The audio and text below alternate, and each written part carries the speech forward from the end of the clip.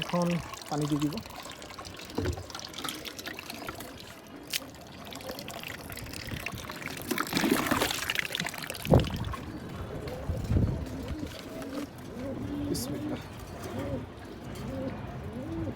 সব থেকে মজার ব্যাপার হচ্ছে তারা যখন পানি তৃপ্তি করে খায়। আমরা যখন রোজা রাখি দেখবেন এক গ্লাস পানি আমাদের কাছে কতটা ইম্পর্টেন্ট। সো আমার কাছে খুব ভালো লাগে। বেশিরভাগ রেসারের তুলনায় কম খাই, যার কারণে পানি খাবার একটু কমই লাগে। আমার একটা অঙ্ক মিলেই দেখলাম যে যেখানে আপনি 200 গিরিবাস পালবেন, যতটুকু খাবার লাগবে, সেইখানে আপনি মাত্র 60 থেকে 70 পিস রেসার পারলে ওই কস্টিং থাকবে। অনেক কস্টিংয়ের ব্যাপার থাকে। সবাই আসলে সত্যি কবুতর পালনটা টাফ হয়ে যায়। ভালো একটা আর্নিং সোর্স লাগে, ভালো একটা জায়গা প্রয়োজন হয়।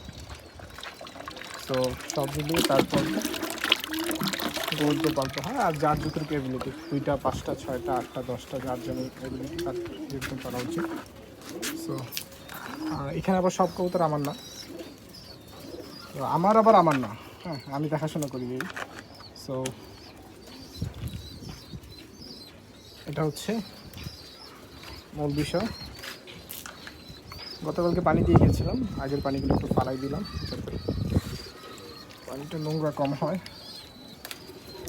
আর আমি ম্যাক্সিমাম জায়গায় ফেন্সিয়ারদের পেয়েছি পানি যাতে পর্যাপ্ত কবুতর লফটে থাকে। পানি না থাকলে ডিহাইড্রেশনের যে প্রবলেমটা হয় সেখান থেকে অনেক ক্ষতি হয়। সো আমি এই জিনিসটা পছন্দ করি না। তবে পানি এবং খাবার ছাড়া কবুতরকে ঠিক মতো ট্রেনিং দেওয়া যায় না, এই জন্য সবসময় পানি দেওয়াটাও টাফ। সো যার যেমন সিচুয়েশন হবে সে সেভাবে ব্যবহার করবে। আর খাবার অনেকে জিজ্ঞেস করে কয় বেলা দেওয়া উচিত। স্ট্যান্ডার্ড হচ্ছে 2 বেলা, আর যাদের খুব ব্যস্ত হয় তারা 1 বেলা দিলেও হয়। সো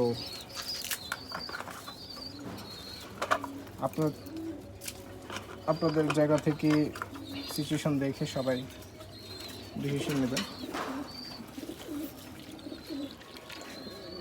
একটা ব্যাপার সেটা হচ্ছে ব্রিডিংয়ে আমরা সবাই একটা বড় প্রবলেম ফেস করি, সেটা হচ্ছে আপনার কবুতরের পক্স। মশার কামড় থেকে লাস্ট আমার কাছে মনে হয় বেস্ট হচ্ছে মশারি।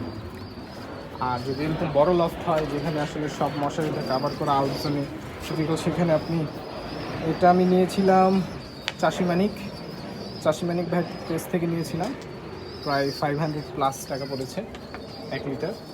সো এটা ভালো কাজ করতেছে। এটার একটা আমি আপডেট ফুল ভিডিও একদিন করে দিব।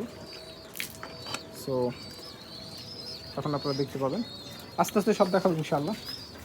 আপনারা যেই প্রবলেমগুলো ফেস করছেন সেটা যদি আপনি আমাকে কমেন্টের মাধ্যমে জানান, সেই ক্ষেত্রে আমি আপনাদেরকে ভিডিওর মাধ্যমে জানাতে পারবো।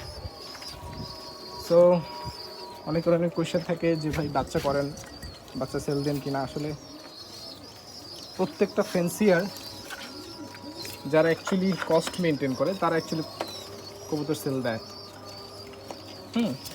আর আমি এটাকে খারাপ মনে করি না, কবুতর সেল দেয় খুবই ভালো। কারণ জেনারেশন আপডেট হবে, এক জায়গার কবুতর আরেক জায়গার গিয়ে, যেমন আমরা এই কবুতর কোথাও না কোথাও থেকে কিনেছি, তো তাদের জেনারেশন তারা এইভাবে আপডেট করছে। সো আমরা কেন সেল দিব না? এখন প্রশ্ন হচ্ছে ভাই একজনের টাকা লাগে না বা তার কস্ট মেনটেনে প্রয়োজন নাই, তো তার তো সমস্যা নাই, ওকে, তার ব্যাপার আলাদা। কিন্তু ডেইলি অ্যাভারেজ সব কিছু মেনটেন করতে গেলে আপনাকে কবুতর সেল দেওয়া উচিত আপনার কস্ট মেনটেনের ক্ষেত্রে, না হলে এত টাকা কস্ট দিয়ে সবাই অ্যাকচুয়ালি পারবে না। সো অ্যাভারেজে আমি মনে করি সেল দেওয়া উচিত। সেল দেওয়া গেলে একজনের কবুতর আরেকজনের কাছে যাবে। তার অ্যাকচুয়ালি অনেক যে কী হয়, এখানের কবুতর আমার এখানে হয়তো ভালো করতেছে না, আরেকজনের লফটে খুব ভালো করে, তার পরিচর্যা, তার লফট। সো এটা হয় অনেক ক্ষেত্রে। ওই যে একটা কবুতর দেখছেন, ওর বাবা হচ্ছে এই গ্রিজেলটা আমার এপ্রিল লাইন দিয়ে করা। মজার ব্যাপার, ওর হয়েছে ওর মার মতো, চেহারা খারাপ মার মতো হয়েছে, কিন্তু বডি ফিটনেস সব কিছু বাবার মতো হয়েছে। আমার প্রথম বাচ্চা হয়েছে ওইটা এই বছরে। আপনারা দোয়া করবেন যাতে ও থেকে রেস্ট করতে পারে। কিছু না, কি রোদ ছিল, এখন কত সুন্দর বাতাস, ওয়েদারটা খুব সুপার। সো এই হচ্ছে, আগে আমি খাবার রেডি করি, তারপরে পানি দিই। এগুলো গতকালকের খাবার সব উঠায় ফেলবো, তারপর আমি নতুন খাবার দিব। আর ওইখানে কিছু কবুতর থাকে যেগুলা অ্যাকচুয়ালি বাহিরের মাঝে মাঝে থাকে, অসুস্থ থাকে, এগুলো ঠিক করতে হয়। আমি গতকালকে এটা উঠাতে ভুলে গেছি, মাঝে মাঝে মিস্টেক হয়ে যায়, এটা ক্লিন করতে হবে। এ হচ্ছে ফ্লাইং লফট গিরিবাজে, আর এ হচ্ছে রেসারের ফ্লাইং লফট। চেষ্টা করি সবসময় গোছানো থাকা, গোছানো রাখলে ভালো লাগে, কাজ করতে ভালো লাগে।